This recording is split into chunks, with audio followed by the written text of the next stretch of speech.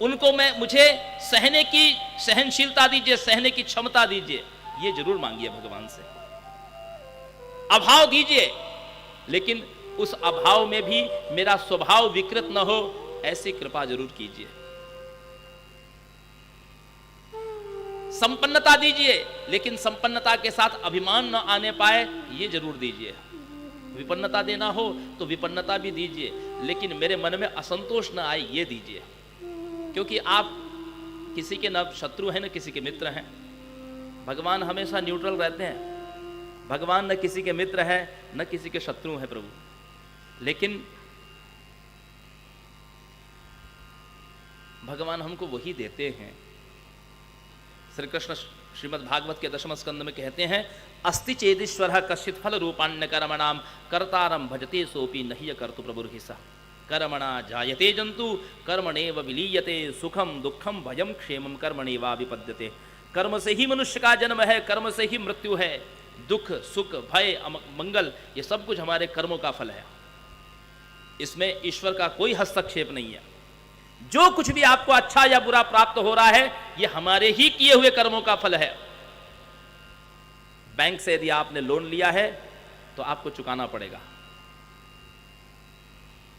हां, बैंक आपको इस बात की रियायत दे सकता है कि इंस्टॉलमेंट आपको साल में चुकानी है या 6 महीने में चुकानी है या 20 साल में चुकानी है। 20 साल में चुकाओगे, इंस्टॉलमेंट की रकम रहेगी छोटी, लेकिन 20 साल तक आप कर्जदार रहोगे। 6 महीने में चुकाओगे,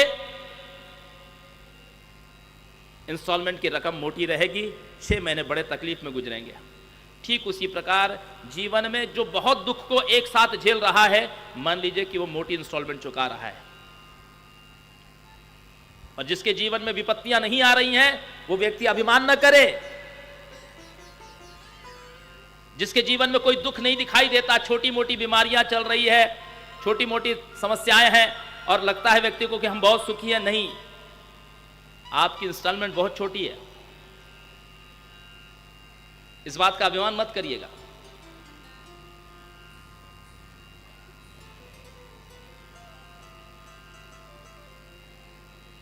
जो इस शरीर की रक्षा करती है उसको गायत्री कहते हैं। यहां तक कि गायत्री मंत्र के विषय में कहते हैं, यदेक अक्षरम संसिद्धे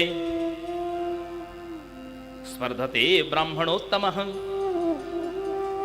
हरि शंकर कंजोत्थ सूर्य चंद्र हुताशनैः। गायत्री के 24 अक्षरों में से एक अक्षर की भी कोई सिद्धि कर ले, एक अक्षर की भी कोई सिद्धि कर ले गायत्री मंत्र के, जैसे पहला अक्षर है ओम,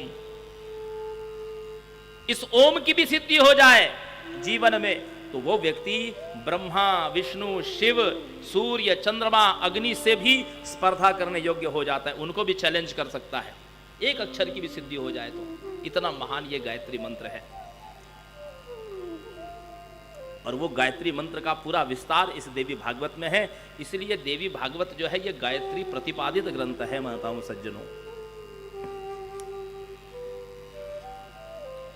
ऋषियों ने पूछा पुराण की संख्या कितनी है? सूत जी कहते हैं 18 पुराण है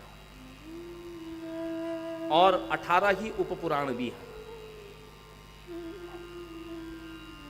18 पुराण कौन से?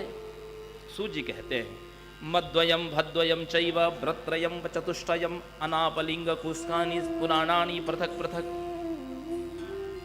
अभी मैंने 18 पुराणों के नाम लिए, आपको समझा? मैंने 18 पुराणों के नाम ले लिए एक श्लोक में। मद्वयम म अक्षर वाले 2 पुराण, मत्स्य पुराण मार्कंडेय पुराण। भद्वयम भ अक्षर वाले 2 पुराण, भविष्य पुराण भागवत पुराण। व्रत्रयम ब्र अक्षर वाले 3 पुराण, ब्रह्म पुराण ब्रह्म वैवर्त पुराण ब्रह्मांड पुराण। व चतुष्टयम व अक्षर वाले 4 पुराण, वायु पुराण वराह पुराण वामन पुराण विष्णु पुराण। अनापलिंग कुस्कानी, अ से अग्नि, ना से नारद, प से पद्म, ली से लिंग, ग से गरुड़, अस्कानी स्कंद पुराण। ये 18 पुराण है। पुराणों की रचना क्यों की? सूत जी से ऋषियों ने पूछा ये पुराणों की रचना क्यों हुई?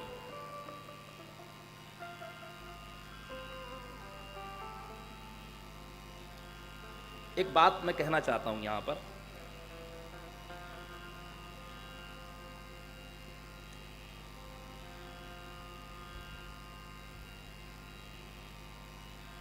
आज जो संसार में जो धर्म है या पंथ मजहब कहिए, जैसे क्रिश्चियनों के पास में एक बाइबल है, जैसे मुसलमानों के पास में एक कुरान शरीफ है, उसी प्रकार हमारे पास भी एक ग्रंथ है वेद। वेद क्या सिखाता है? वेदः प्रणहितो धर्मः यधर्मस्तद विपर्ययः। वेद व्यक्ति की जीवन शैली है, व्यक्ति मनुष्य को क्या करना चाहिए, जो हम करते हैं उसको धर्म कहा जाता है। तो क्या करना चाहिए हमको वेदों ने बताया है, और क्या नहीं करना चाहिए जिसको अधर्म कहा गया ये भी वेदों ने बताया है।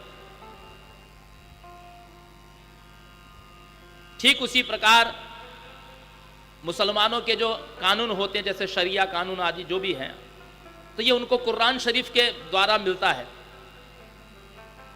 क्रिश्चियंस के क्या कर्म है वो उनको बाइबल बताती है।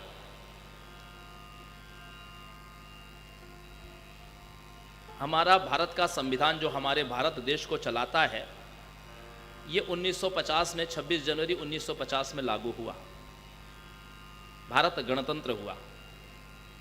लेकिन आपको पता है विगत 74 वर्षों में इस संविधान में कई बार संशोधन हुए, क्योंकि जो बात 75 साल पहले थी उसमें कई बातों में परिवर्तन आ गया। इसलिए बार बार सरकार क्या करती है, जब बहुमत से आती है तो उसमें संशोधन करती है कानून में। तो विचार करने वाली बात है कि सतयुग के इस सृष्टि के आदिकाल से जो वेद प्रकट हुए थे और वेदों में जो बातें लिखी गई थी वो हर युग में एक जैसी तो नहीं रह सकती मनुष्य मात्र के लिए, क्योंकि सतयुग में मनुष्य के पास लाख वर्ष की आयु है, त्रेता में 10,000 वर्ष की आयु है, द्वापर में 1,000 वर्ष की आयु है, और कलयुग में मात्र 120 वर्ष की आयु है मनुष्य के पास। तो ऐसी स्थिति में वेदों की वो बातें जो सतयुग के मनुष्य के लिए कही गई वो कलयुग के मनुष्यों पर लागू हो, ऐसी संभावनाएं कम है। और यही बात दूसरे धर्मों में भी है। इस्लाम लगभग 1400 वर्ष पूर्व अस्तित्व में आया मोहम्मद पैगंबर साहब से। ईसाई धर्म 2000 वर्ष पूर्व ईसा मसीह के द्वारा जगत में प्रकाशित हुआ। लेकिन इन दोनों ग्रंथों में जो 2000 साल पहले या 1500 साल पहले जो बातें लिखी गई थी उस कानून के अनुसार वे आज भी चल रहे हैं। और यही कारण है कि इन दोनों धर्मों में अशांति बहुत है, क्योंकि इनमें संशोधन नहीं होता। लेकिन हम लोग भाग्यशाली हैं कि हमारे वेदों में, वेद तो सनातन है, अपौरुषेय है, लेकिन हमारे यहाँ स्वयं भगवान जिनके मुख से जो वाक्य निकले, जिनको हम वेद कहते हैं, वे ही भगवान हर युग में अवतार लेते हैं। और एक ऐसा अवतार होता है जो हर द्वापर के अंत में कलयुग के पहले भगवान लेते हैं, उसको कहते हैं व्यासावतार। व्यास जो अभी वर्तमान व्यास हैं, उन व्यास जी का नाम है कृष्णद्वैपायन, जे पराशर जी और सत्यवती के पुत्र हैं। ये 28वें, इस वैवस्वत मनवंतर के ये 28वें व्यास हैं।